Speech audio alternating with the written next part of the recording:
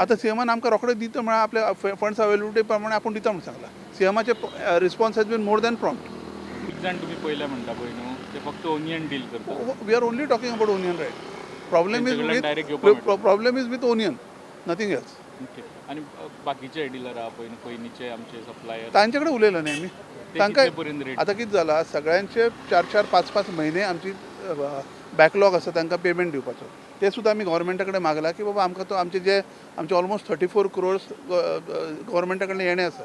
Because of the subsidised तांकां आमी जे वेंडर्स आसतात, सगळे रिटेलर्स जे आसात, आमचे आउटलेट्स जे आसात, तांचे आमचे 1200 आउटलेट्स आसात. तांकां 20% आमी सबसिडी दिल्ली वता to on certain products like onion म्हणा, टोमॅटो, आमचे पटॅटो, टोमॅटोचेर आमी तांकां 20% हे दितात, which has to be given back by the government.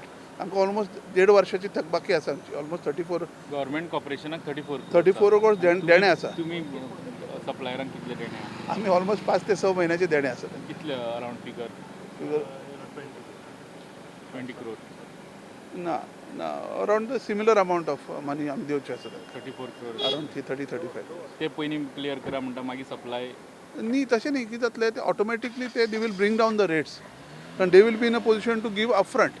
दीस ते क्रेडिटाचेर घेतात. आतां आमचे जे सप्लायर्स आसात ते क्रेडिटाचेर घेतात.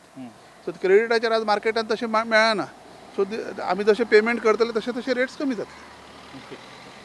रेग्युलर सप्लायर आसा आणि तुमचे तीन नवीन आमी सिमिलर रेट मेळटा तितून काय? ना ते हे जे आसात ते they are much bigger people from Nashik बी सारके म्हणा.